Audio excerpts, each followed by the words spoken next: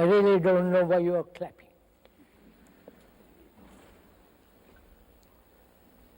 Have you ever tried clapping with one hand? Please do that now from today.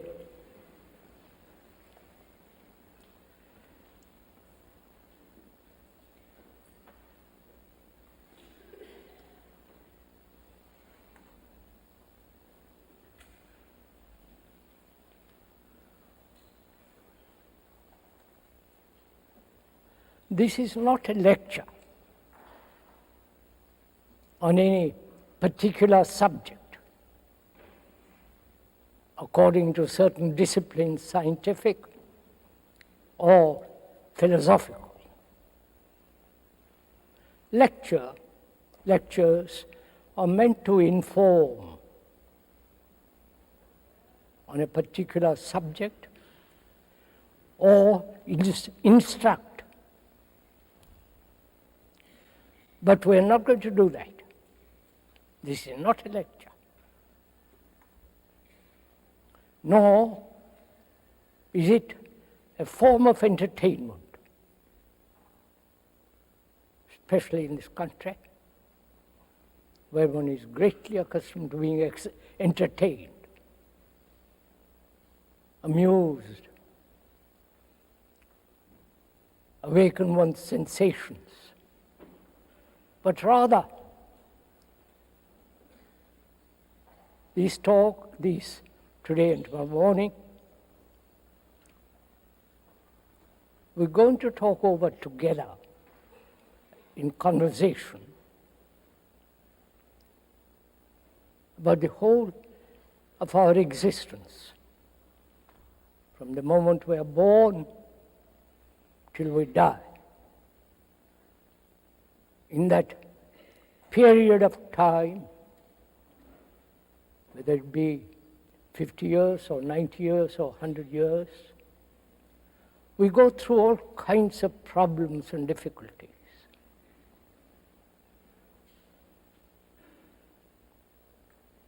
We have problems, economic, social, religious, problems of personal relationship, problems of individual fulfillment, wanting to find one's roots in some place or other. And we have innumerable psychological wounds, fears, pleasures, sensations. And also there is a great deal of fear in all of human beings. Great deal of anxiety, uncertainty, and a pursuit of pleasure. And also, all human beings on this beautiful earth suffer, have great deal of pain, loneliness. We're going to talk about all that together. And what place has religion in modern life? And also we're going to talk over together the question of death. What is a religious mind? And what is meditation? And if there is anything that is beyond all thought, there is anything sacred in life, or everything is a matter, and therefore we lead a materialistic life. We're going to talk over together all these problems within this afternoon and tomorrow morning. So, as we said, this is not a lecture. This is a conversation between you and the speaker.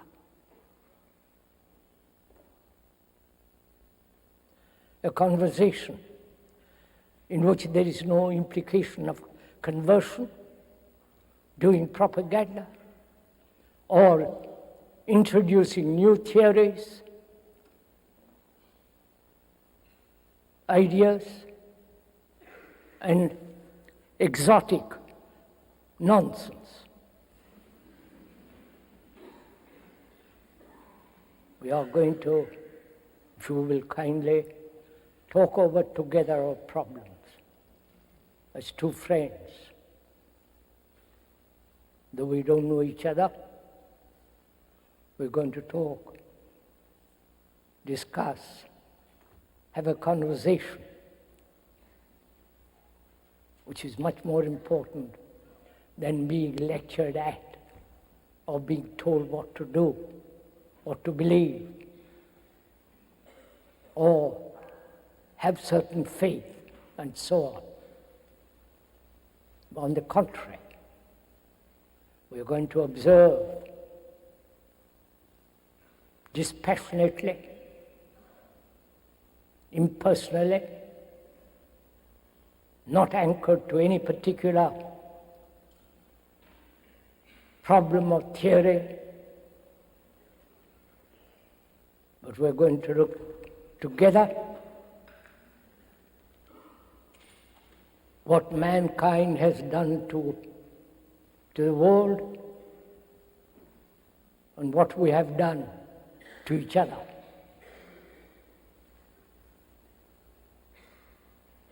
So this is not an entertainment, a romantic, sentimental journey. Not only is intellectually important, which is part of our being, but also we must look at all these problems, the 1,000 issues that mankind has, not from any point of view, not from a particular belief or faith, but rather explore together, investigate together. The speaker is not trying to do any kind of propaganda. That would be too terrible. Or to convert any person to a particular ideation or to a particular belief. So we are going to take a very long, complex journey together.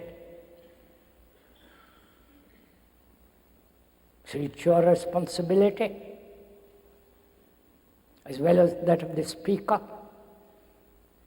that we walk together, investigate together, look at the world that we have created. The society in which we live is put together by man, whether it be economic, social, the rich and the poor, and so on. The society in which we live, each one of us contributed to it. And if you are willing, and apparently you must be willing because you are here and I'm here, to take this long, complex journey. Because life is very complex. And we like to look at complexity and get more and more complex. But we never look at anything simply. With our brains, with our heart, with our whole being. So, let us take the journey together. The speaker may be voicing, putting into words what is happening objectively, clearly, and totally dispassionately. Mankind has lived on this earth perhaps for 1,000,000 or 50,000 years. We have lived on this earth for many, many millennia. And during those periods of long time, mankind has suffered pleasure, loneliness, despair, uncertainty, confusion,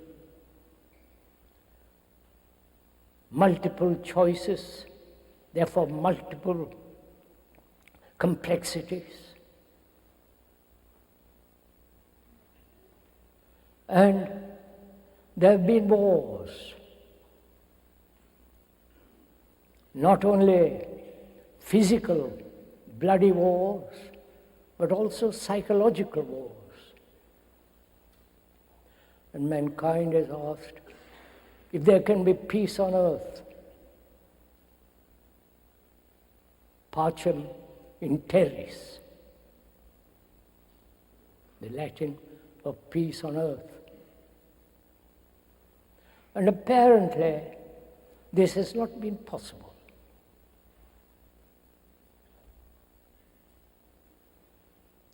There are about 40 wars going on at the present time, both ideological, theoretical, economic, social. And during the historical times, perhaps about 5,000 to 6,000 years, there have been wars, practically every year. And also we are preparing for wars now. One ideology, that of the communist, the tyrannical, the brutal world of Russia, and the democratic, so-called democratic world of the West. Two ideologies at war. What kind of implements we should use, control of armament and all the rest of it. Wars seems to be the common lot of mankind.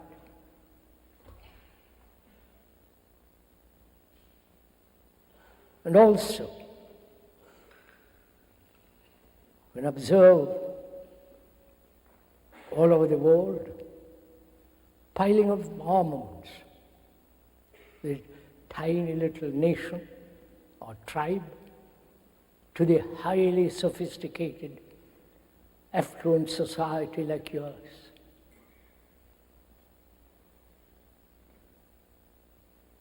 And how can we have peace on earth?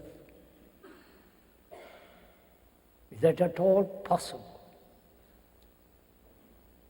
And those who have concerned have said there is no peace on earth, only in heaven. And all this is repeated in different ways, both in the East and India and here. Christians have killed more than anybody else on earth. So we are observing, not taking sides. These are facts, actualities. And there are these religions, Christianity, Islamic world, the fundamentalists, and the Hinduism and Buddhism, and the various sects within the organized Christianity.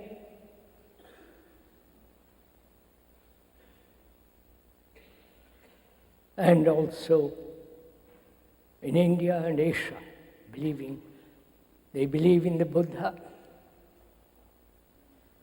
In Buddhism, there is no God. In Hinduism, somebody calculated there are about 300,000 gods. That's rather fun. You can choose whichever god you like. And in Christianity and Islam, there is only one God, based on two books, the Bible and the Quran. So religions have divided man as nationalism, which is a form of glorified tribalism, have divided man. Nationalism, patriotism, religious order, the fundamentalists in all both in India, here and Europe, going back, reviving the religious religion. I wonder if you have ever looked at the word reviving. You can only revive something that's dead or died. Nothing living. You can't revive a living thing. And in this country, they are reviving religion. And also they are doing the same thing in different parts of the world. And there is division between nationalities, religion, economic, and so on. And man has always been in conflict, as everyone in this world goes through all kinds of misery, all kinds of sorrow, pain, desperate loneliness.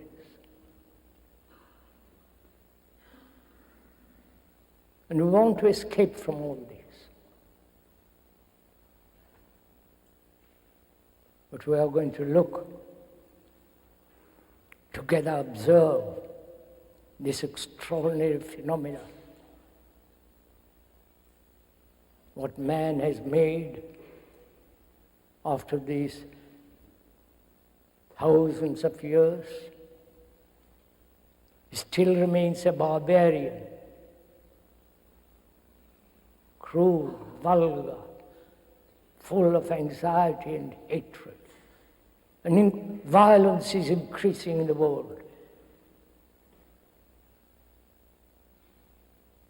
So one asks, can there be peace on this earth?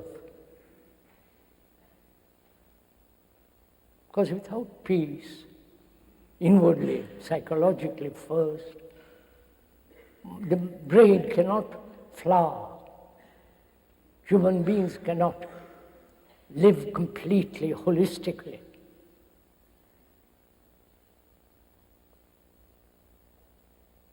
So, why are we, after this long evolution,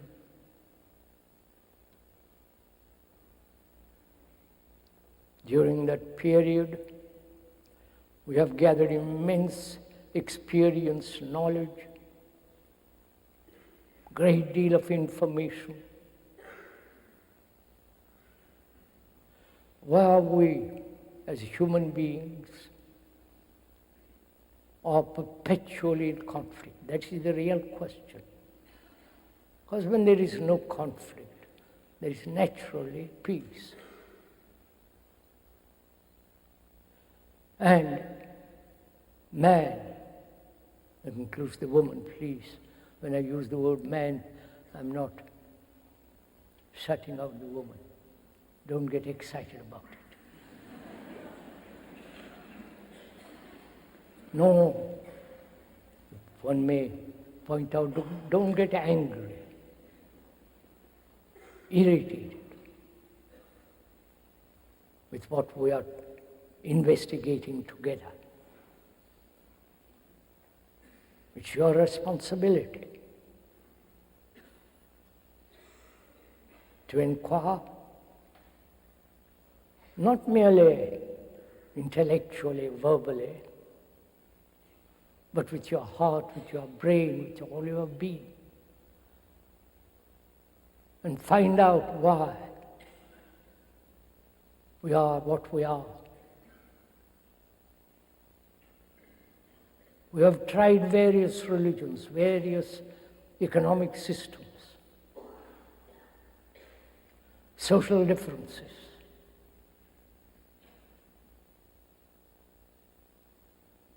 And yet,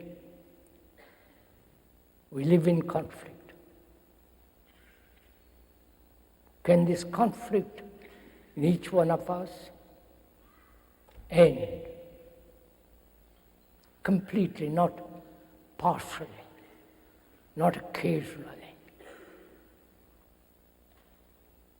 It's a very serious question.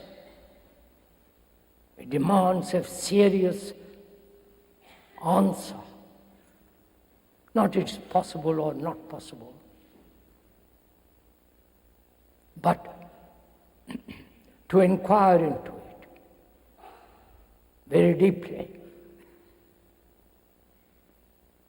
Why human beings, including you, the speaker perhaps, live in perpetual conflict, problems, divisions? Why we have divided the world into nationalities, religious groups, social behavior, and all the rest of it. Can we seriously, this afternoon, inquire whether it's possible to end conflict? First, psychologically, inwardly. Because if there is certain quality of freedom inwardly, then we shall produce a society in which there will be no conflict. So it's our responsibility as human beings, as so-called individualities, that we seriously put our brains, our energy, our passion to discover for ourselves, not according to any philosopher,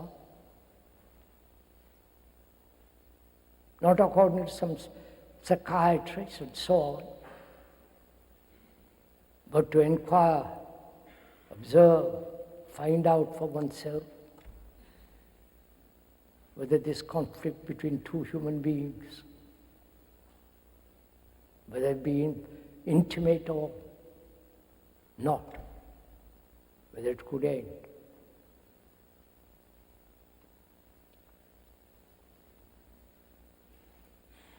What is conflict? Why have we lived with conflict? Why have we problems? What is a problem? Please inquire with the speaker this question: what is a problem? Etymological meaning of that word means something thrown at you. A problem is a challenge, something you have to answer. But if you begin to inquire into the whole nature of a problem,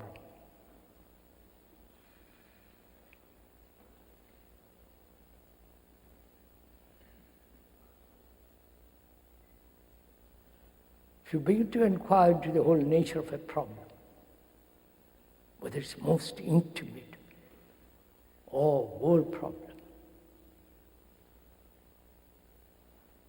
as we said, the meaning of that word, etymologically means something propelled, something thrown at you. I wonder if we have noticed from this question of problem. When you are a child, you're sent to school. There, you have a problem of writing,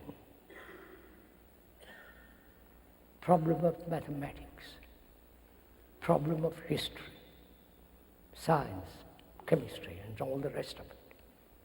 So from childhood, we are trained to have problems. Please have patience. Look at it carefully. So our brain is conditioned, trained, educated to have problems. Observe for yourself. Don't please merely listen to the speaker.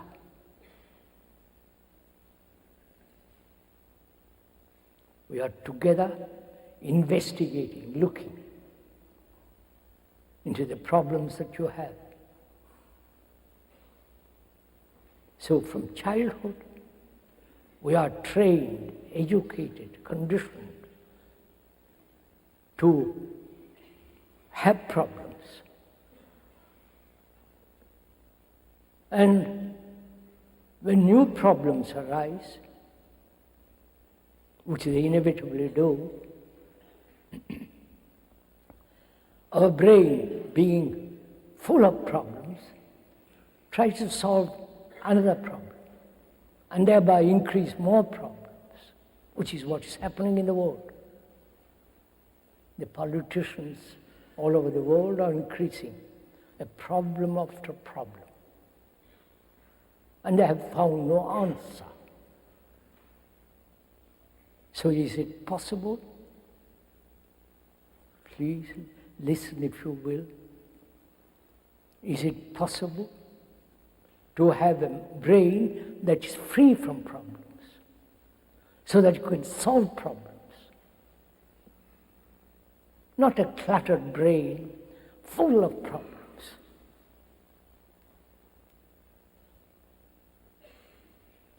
Is that possible? And also, if you say it is not possible or it is possible, you have stopped investigating. What is important in this inquiry is that one must have a great deal of doubt.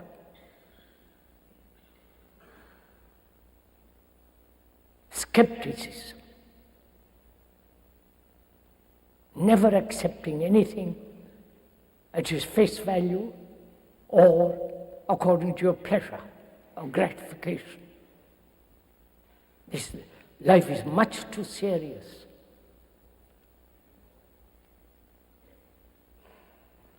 So we should inquire not only into the nature of conflict, problems, but also, perhaps this may be much more important, go all over the world, wherever you will, every human being on this earth, every human being, whether he lives in Russia, China, Asia, India, Europe or here, goes through all kinds of sorrow.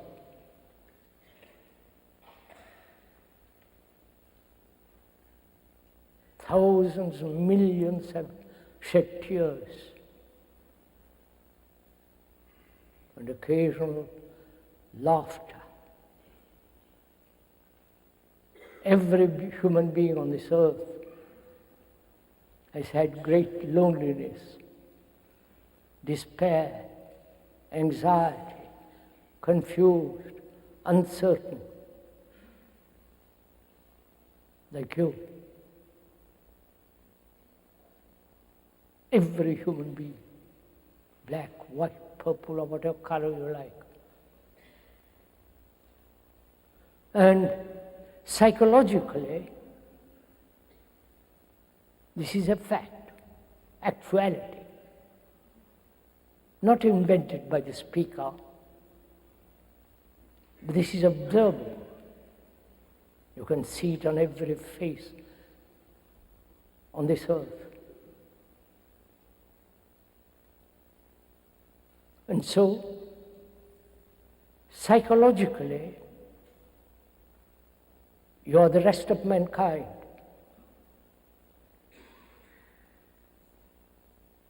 You may be tall, short, black or white, or what color you may be. But psychologically, you are the mankind. Please understand this. Not intellectual or ideologically or a hypothesis, but it is an actuality, burning reality, that you psychologically are the rest of mankind.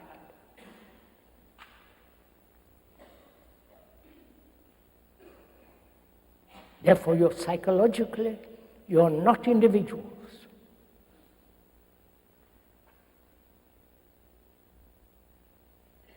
Those religions, except perhaps parts of Hinduism and Buddhism, have entertained, encouraged this sense of individual growth,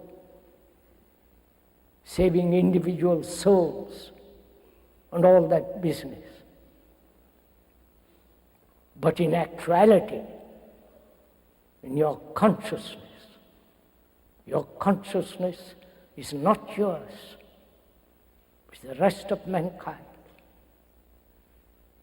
Because we all go through the same mill, the same endless conflict and so on. When one realizes this, not emotionally, not as an intellectual concept, but as something actual, real, true, then you will not kill another human being. You will never kill another, either verbally or intellectually, ideologically, or physically, because then you are killing yourself.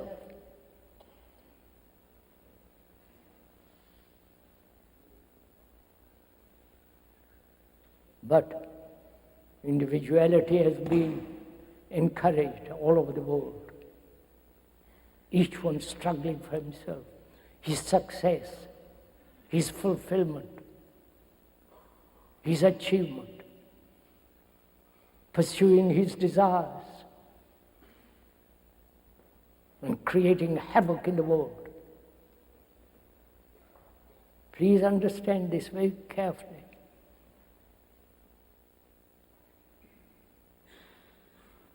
We are not saying that each individual is important. On the contrary, if you are concerned with global peace, not just your own little peace in the backyard, nations have become the backyard. If you are really concerned, as most serious people must be concerned,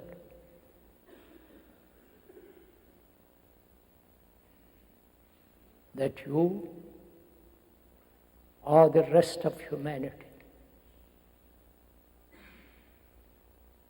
That's a great responsibility. So we must go back and find out for ourselves why human beings have reduced the world to what it is now. What is the cause of all this? Why have we made such a mess of everything we touch? Both in our personal relationship between man and woman, between each other. Why there is conflict between gods, your God and the other's God. So we must inquire together whether it's possible to end conflict. Otherwise, we'll never have peace in this world. Long before Christianity, they talked about peace on earth.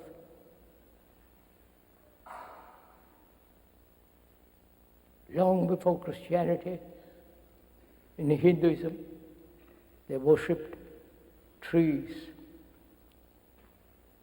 stones, animals, nature, lightning, the sun. There was never any sense of God before, because they considered the earth as the mother to be worshipped, to be conserved, preserved, spared, not destroyed, as we are doing now. So, let's inquire together. Please, I mean together.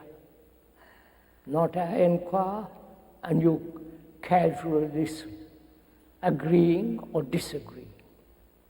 Could we,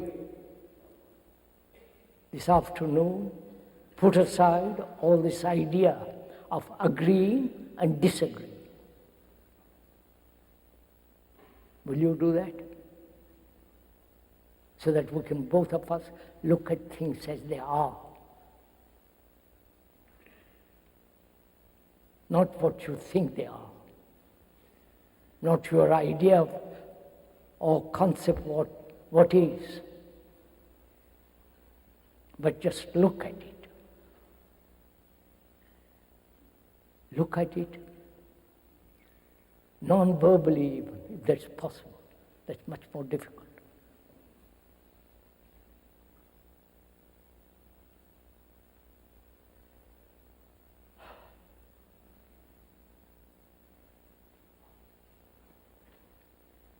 First of all, this is the actual world we live in. You cannot possibly escape from it through monasteries, through religious experiences, and one must doubt all these experiences.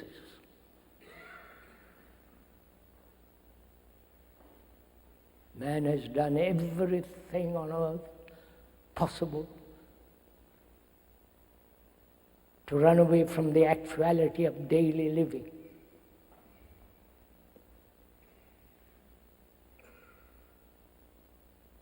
With all its complexities. Why do we have conflict in relationship between man and woman?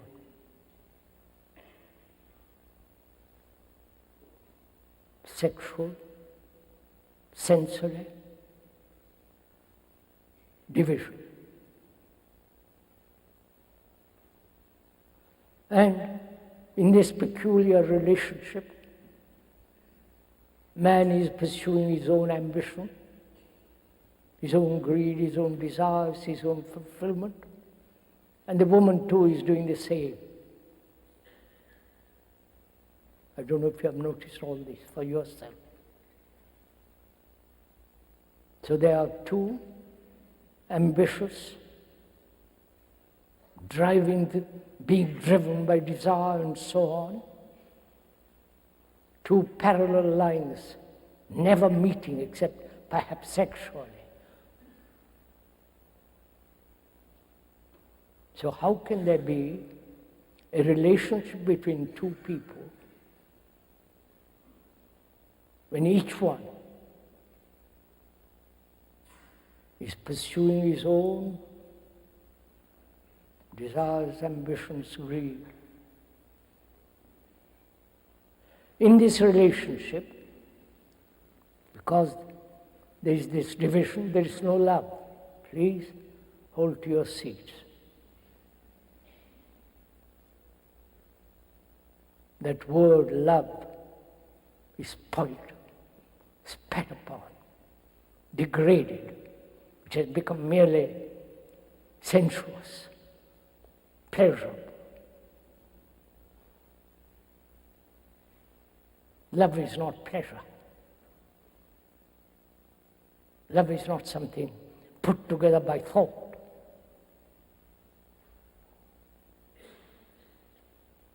It's not something dependent on sensation. We'll talk about that a little later. So how can there be right true relationship between two people when each one considers his own importance?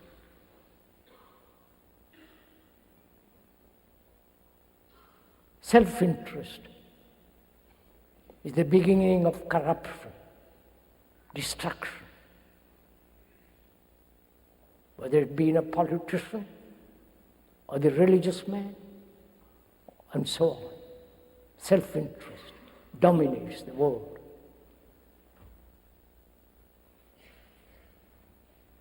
And therefore, there is conflict. Where there is duality, separation,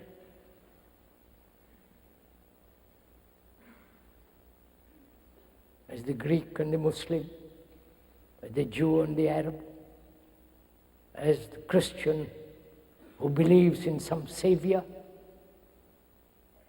and a Hindu who doesn't believe in all this. There is this division, national division, religious division, individual divisions. Where there is division, there must be conflict. That's a law.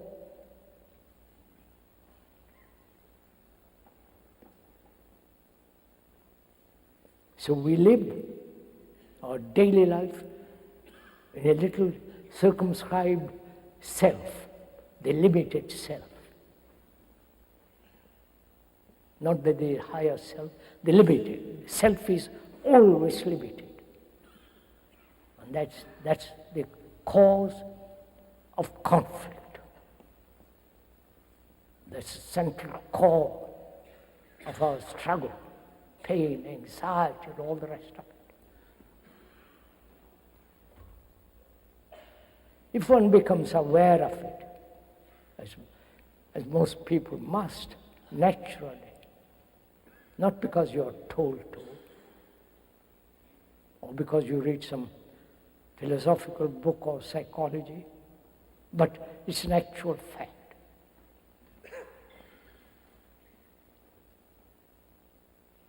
Each one is concerned with himself.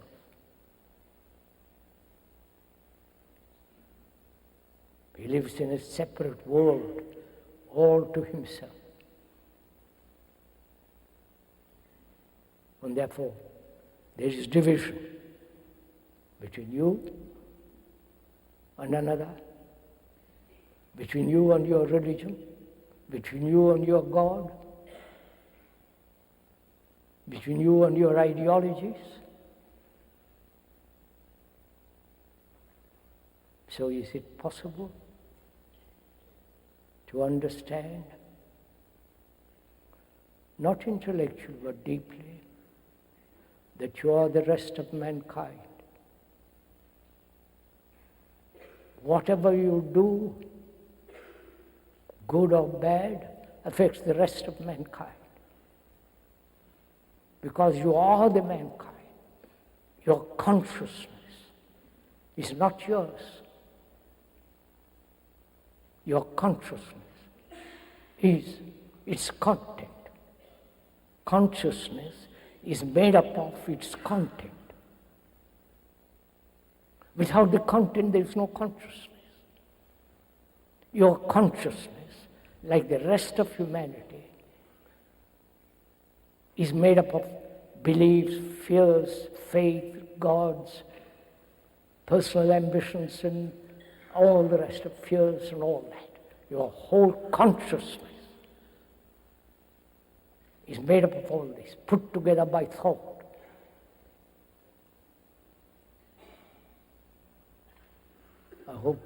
One hopes that we have taken the journey together. Together we are walking the same road.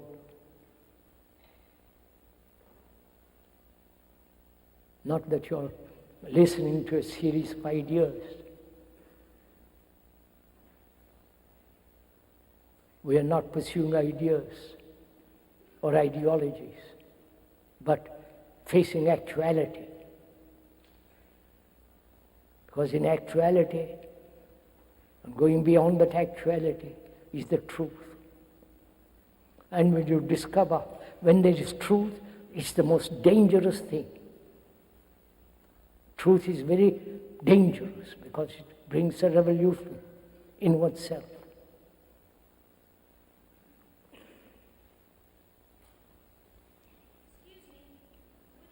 Please, sorry. Forgive me, forgive the speaker if he doesn't answer questions. Because then we get too distracted. You know, it's good to ask questions.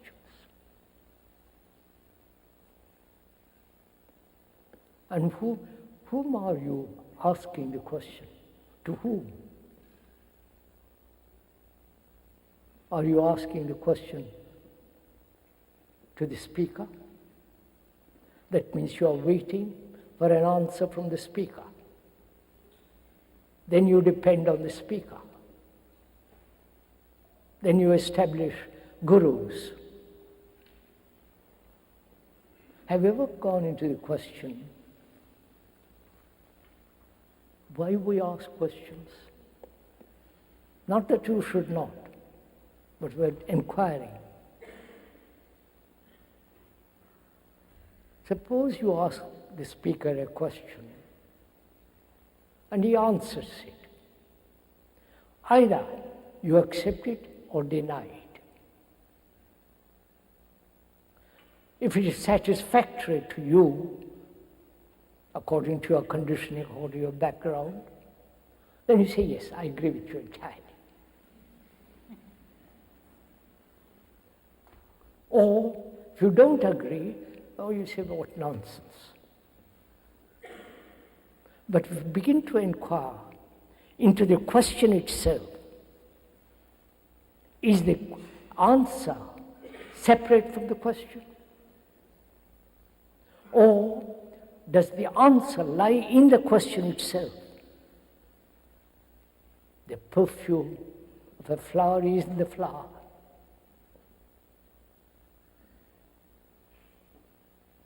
The very flower is the essence of that perfume. But we depend on others so much to be helped, to be encouraged, to solve our problems. Therefore, out of our confusion, we create authority, the gurus, the priests.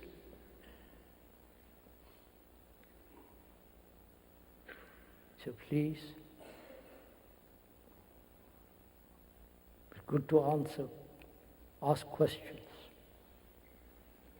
I don't know if you've gone into this. You know, we have lost the art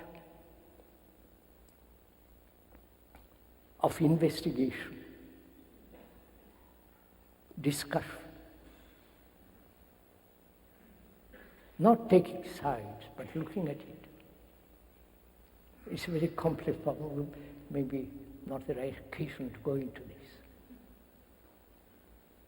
We also should inquire why from childhood we are hurt, psychologically wounded. Most of us psychologically are wounded. And from that wound, either one is conscious of it or not, many of our problems arise.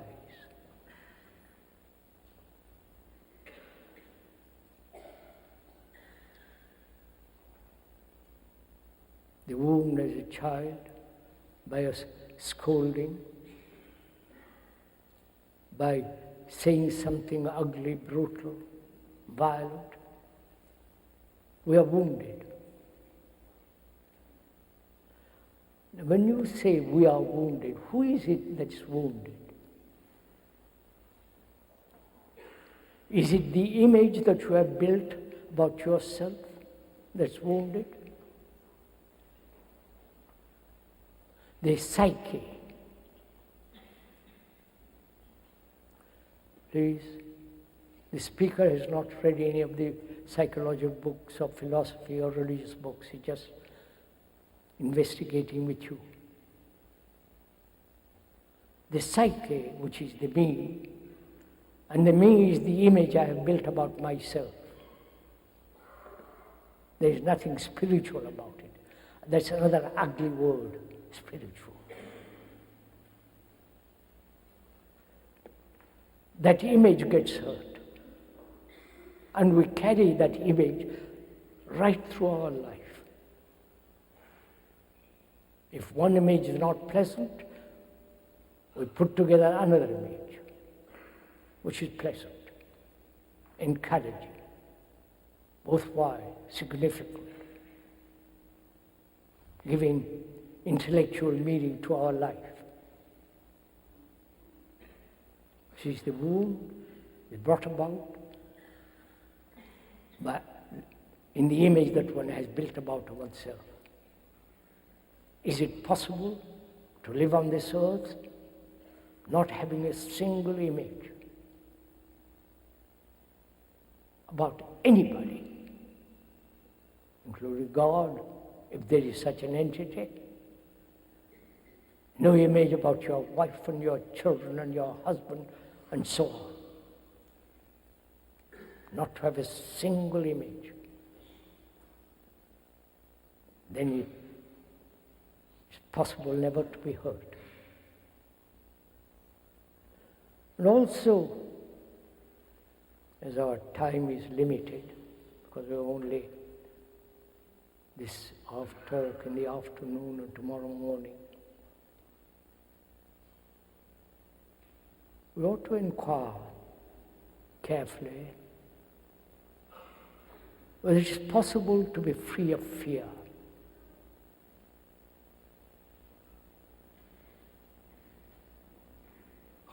This is really an important question to ask. Not that I'm asking for you, but you are asking this for yourself. Whether it's possible, living in modern society with all the brutality, with all the tremendous violence that is on the increase. Is there freedom from fear?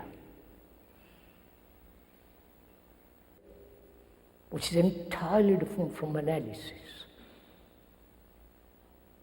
Just to observe without any distortion.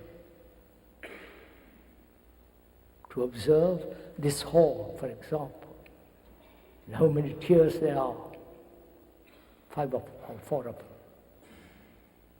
To observe your neighbor's dress, face, how he talks, just to observe, not to criticize, not evaluate, judge, but to observe a tree,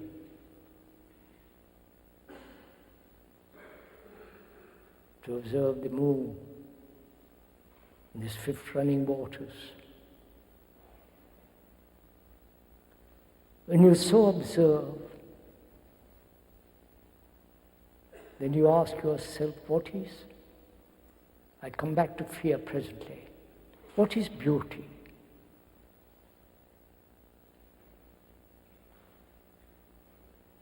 They talk a great deal about beauty in the magazines, how you must be beautiful, your face, your hair, your complexion, and all the rest of it. So, what is beauty? Is beauty in the picture, in the painting, in the strange modern structure? Is it beauty in a poem? Is beauty in merely the physical face and body? Have you ever asked this question? If you're an artist or a poet or a literary person, you may describe something very beautiful, paint something that's lovely, a poem that really stirs your very being. So what is beauty?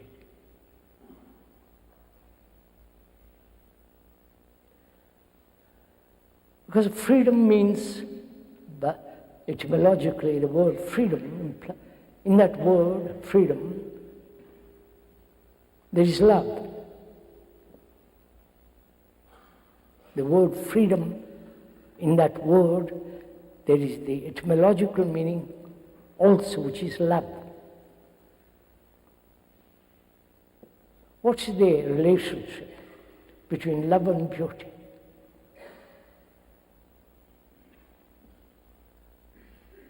When we talk about love, perhaps later on, what is beauty?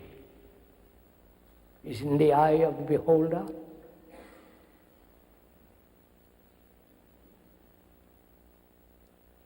Have you ever noticed, give a nice toy, complicated toy, to a child. He's been naughty, shouting, playing. And when you give him a toy, he gets completely absorbed in that. And all his playfulness stops, naughtiness, if you can use that word, because he's absorbed.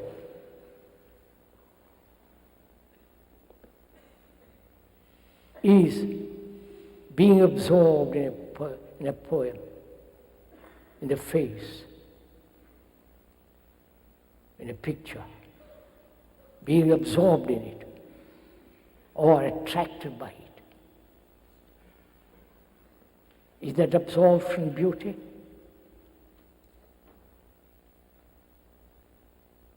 When you look at a marvelous mountain with the snow cap, eternal snows, the line against the blue sky, for a second the immensity of that mountain drives away the self, the me, with all my problems, all my anxiety. That majesty of the great rocks and the beautiful, lovely valleys and the rivers. At that moment, second, the self is not. So the mountain has driven away the self, like a toy with a child is quiet. So that mountain, that river, the depth of the blue valleys dispels for a second all your problems, all your vanities and anxieties. Then you see how beautiful that is. So is there beauty without being absorbed by something outside? That is there beauty? Or beauty is when the self is not. You understand this? Don't go to sleep, please.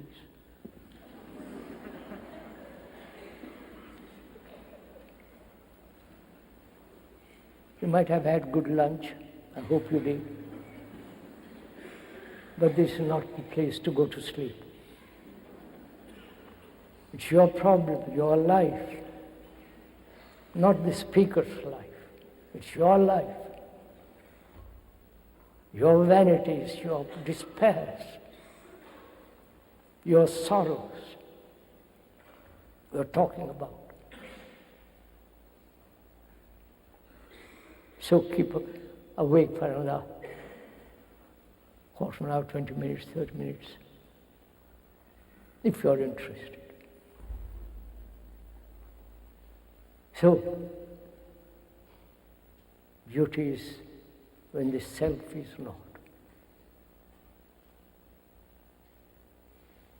And that's it. That requires great meditation, great inquiry, tremendous sense of discipline. The word discipline means the one disciple who is learning from the master. Learning, not disciplining, conforming, imitating, adjusting. Learning. Learning brings its own tremendous discipline.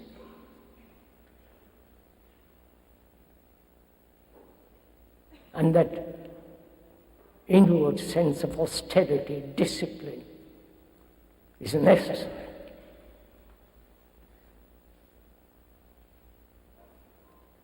And so, we must inquire together into what is fear. What's the time, sir? 3:40. See how? May we go on? You aren't tired? What is fear? Again, humanity has put up with fear. Has never been able to solve fear. Never. There are various forms of fears. You may have your own particular form of fear. Fear of death, fear of God, fear of your wife, fear of your husband, fear of the politicians, and God knows how many fears humanity has. The devil, and so on. What is fear? Not the mere experience of fear in its multiple forms, but actually the reality, the actuality of fear.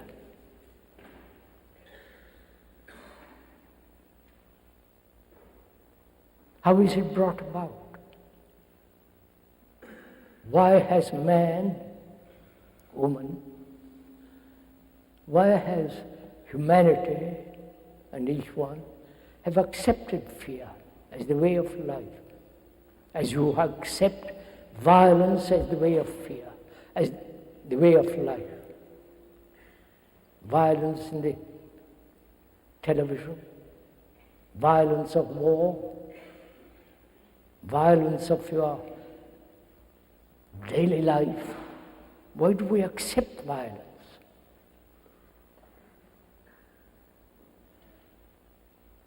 The ultimate violence is to go into organized killing, which is called war.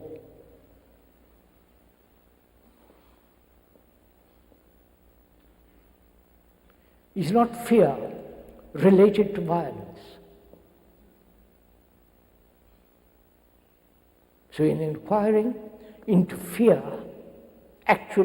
the actual truth of fear, not the idea of fear. You understand the difference? The idea of fear is different from the actuality of fear. Right? I don't. So what is fear? How has it come about? What's the relationship of fear to time, to thought?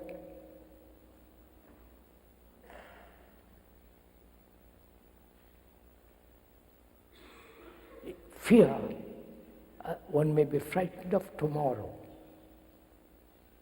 or many tomorrows. Fear of death, the ultimate fear. Fear of what has happened before in the past. Fear of what is actually going on now. So we must inquire together, please. The speaker keeps on repeating together. Otherwise it's no fun talking to myself.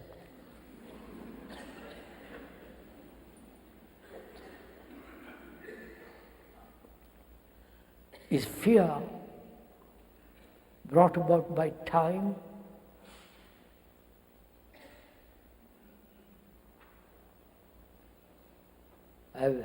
Someone has done something in the past, hurt you, and the past is time. The future is time. The present is the time, is time. So we are asking, is time a central factor of fear? Fear has many, many branches, many leaves. But it's no good trimming the branches. We're asking, what's the root of fear? Not the multiple forms of fear, because fear is fear. Out of fear you've invented gods, saviors. If you have absolutely no fear psychologically, then there is tremendous relief, great sense of freedom. You've dropped all the burdens of life. So we must inquire very seriously, closely, hesitantly into this question. Is time a factor? Obviously. I have a good job now, I may lose it tomorrow. I'm frightened. And I may be married, and I'm frightened. When there's fear, there's jealousy, anxiety, hatred, violence. So, time is a factor of fear. Please listen to the end of it. Don't say, how am I to stop time? That's not the problem. That's a rather absurd question to ask. Time is a factor, and thought is a factor. Thinking about what has happened, what might happen. Thinking.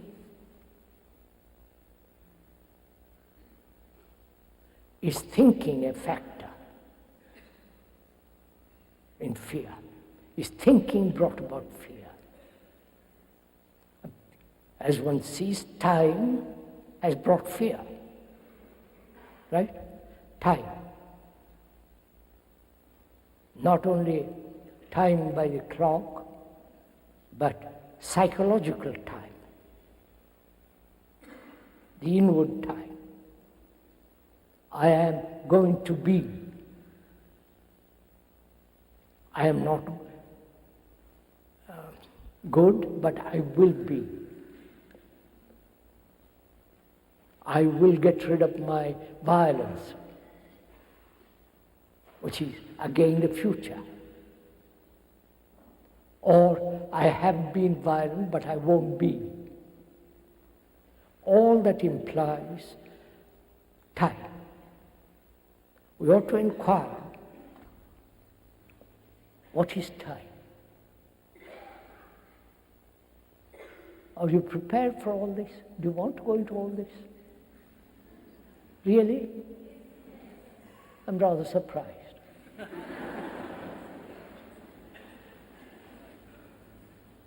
Because you've all been instructed, you've all been informed, you've been all told what to do by the psychologists, by the priests, by your leaders, always seeking help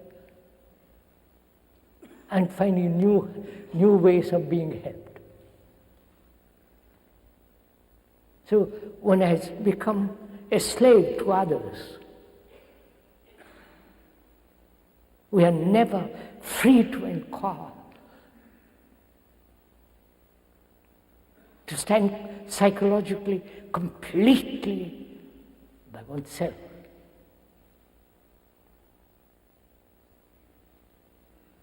So we're going now to inquire into time.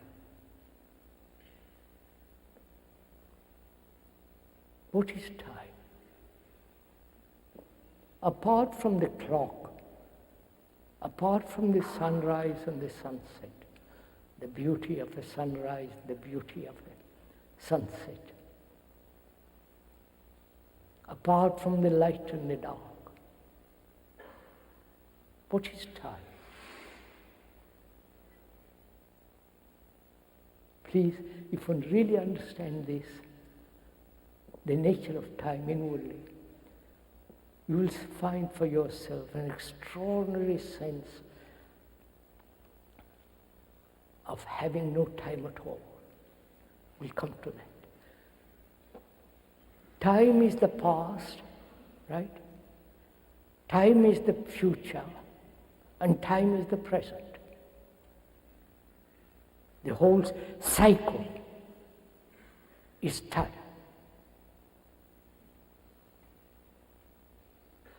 The past, your background, what you have thought, what you have lived, your experiences, your conditioning as Christian, Hindu, Buddhist, all the rest of it.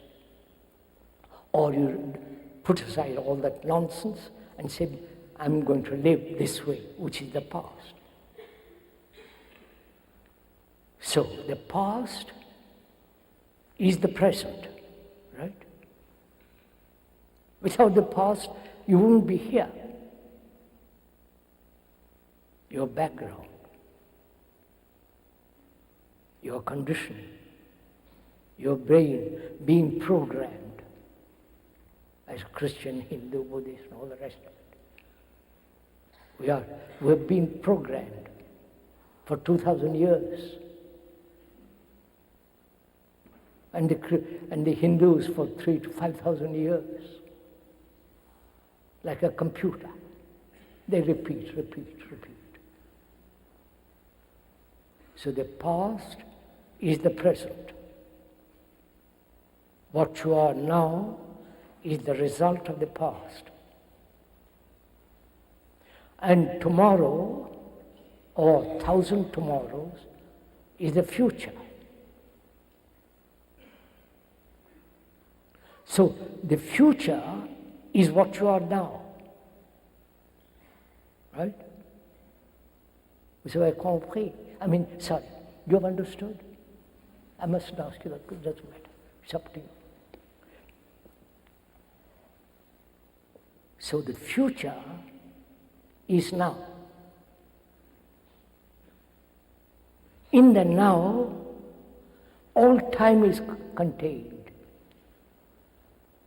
This is a fact too, actuality, not a theory. What you are is the result of the past. And what you will be tomorrow is what you are now. If I am violent now, tomorrow I'll be violent. So tomorrow is in the now, in the present. Unless I radically, fundamentally bring about a mutation. Otherwise I'll be what I have been. That is, we've had a long evolution. Evolving. And we have evolved to what we are now. And if you carry on that game, you will be violent, you will be barbarous next day. So, as all time is contained in the now, which is a fact, actuality, can there be total mutation now? In all our behavior, in our way of living, thinking, feeling. Not being an American Hindu, Buddhist, none of that.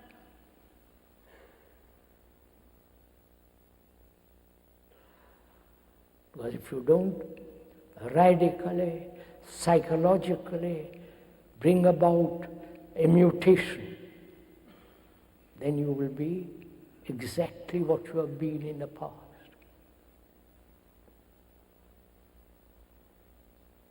So is it possible to bring about this psychological mutation at all? You know, when you have been going north all your life, following a particular direction, or not having a direction, just wobbling all over the place, as most people do, if you're going north, and somebody comes along and tells you most seriously, and you listen to him seriously, not only hear with the hearing of the ear, but also hearing deeply. When you hear, say, the way you are pursuing north leads you nowhere. There is nothing at the end of it. But go east or west or south, and you listen and you say, I will do it. When the moment you say you have taken a new turn, there is a mutation. The speaker is making it very simple, but it's a very complex problem, which is to realize deeply that when it's been going on this way for centuries upon centuries, and it has not changed at all. We are still violent, brutal, and all the rest of it. If one really actually perceives that, not intellectually or verbally, but deeply, then you turn in another direction. At that second, there is a mutation in the very brain cells themselves. Because the speaker has discussed this matter with some neurologists. Of course, they don't agree completely, but they go partially your way. It's always a game, you understand? We treat life as a game, partially right and partially wrong, partially correct, and you may be right and you may be wrong. But we never ask ourselves, what is the way of living, the art of living, which is the greatest art, greater than any art in the world, the art of living. And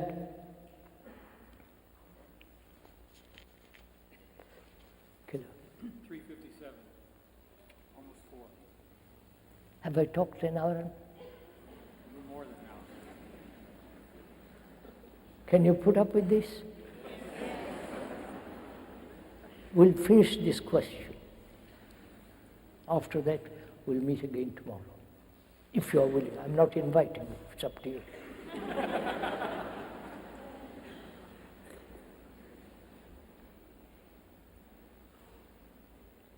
We said time is important because we live by time. But we don't live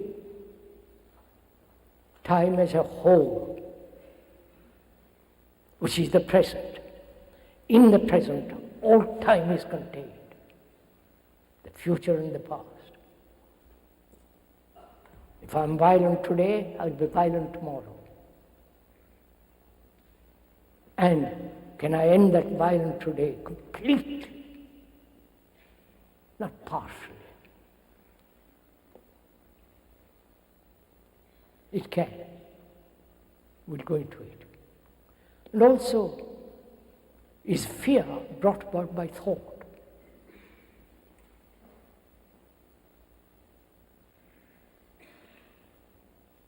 Of course it is. Don't accept the speaker's word for it. Look at it. I am this, I'm frightened of tomorrow. What might happen? I'm secure today, and there might be war, there might be this, there might be catastrophe. I'm frightened. So, time and thought are the roots of fear. Root of fear. So what is thinking? You understand my question? If time and thought are the root of fear, which they are actuality, what is thinking? Why do we live, act, do everything on the basis of thought? The marvelous cathedrals of Europe, the beauty, the structure, the architecture, which has been put together by thought. All religions and their paraphernalia, their dress, all the medieval roads are put together by thought. All the rituals are connived, arrayed by thought.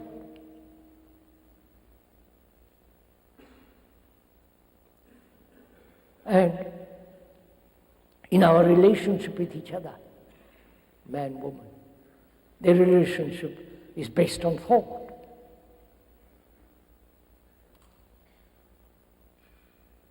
When you drive a car, it's based on thought. Recognition, all that is thought. So one has to inquire, if you're not too tired, and we'll stop at the end of this. What is thinking? Probably nobody has asked this question. Very few people do.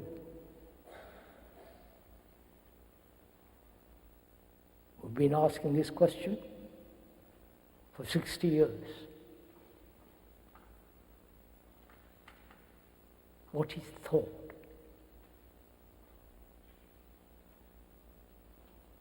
Because if we can find out what is the origin, the beginning, why thought has become so extraordinarily important in our life, there may be, in that very inquiry, a mutation taking place. So we're asking, what is thought? What is thinking? Don't wait for me to answer it. Look at it. Observe it. Thinking is the word. Word is important. The sound of the word. The quality of the word. The depth, the beauty of the word. especially the sound. I won't go into the question of sound and silence. We'll talk about it perhaps tomorrow.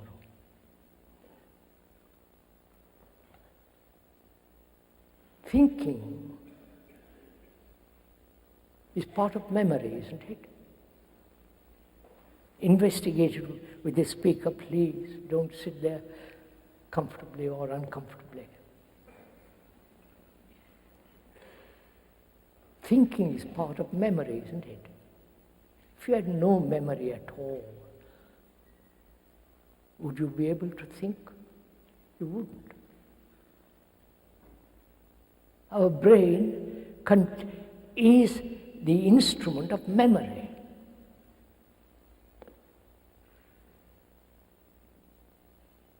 Memory of things that have happened, experience and so on. The whole background of memory. The memory arises from knowledge, from experience, right? So, experience, knowledge, memory, and the response of memory is thought.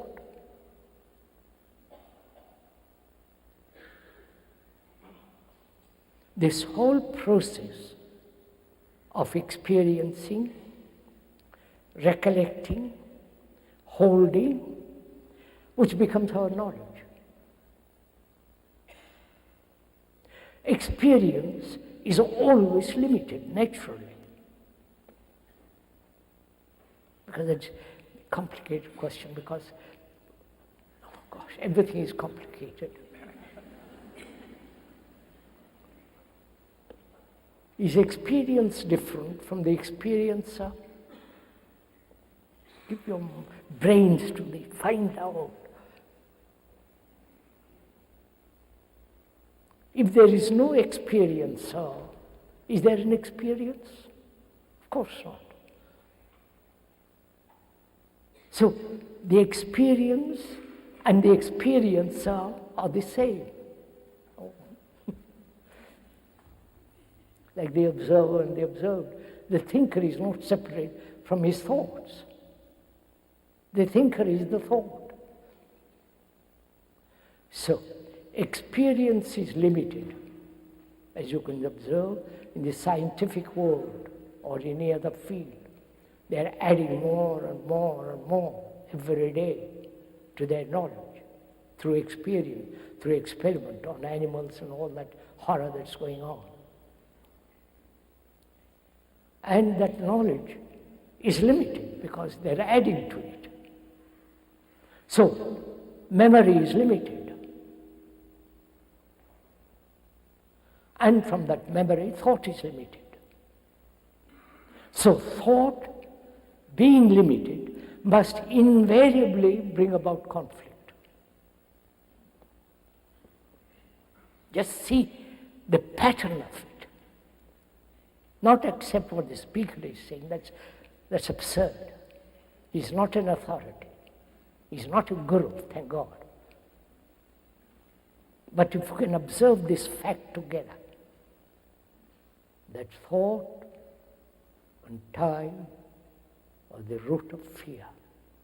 Time and thought are the same. They're not two separate movements. When you see this fact, this actuality, that time and thought are the root of fear. Time, thought. Just to observe it in yourself. Not move away from the reality of it, from the truth of it. That fear is caused by this. Time and thought. To hold it, to remain with it, not run away from it, not rationalize it is so. And then it's like holding a precious jewel in your hand. See all the beauty of that jewel. then you will see for yourself that fear psychologically completely ends. And when there is no fear, you are free. And when there is that total freedom, you don't have God's rituals, you are a free man. We'll continue tomorrow, if you don't mind. Please.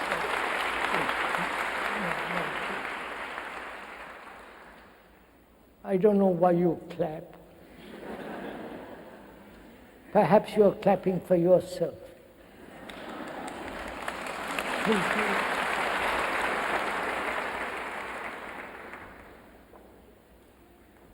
You are not encouraging the speaker or discouraging him. He doesn't want a thing from you.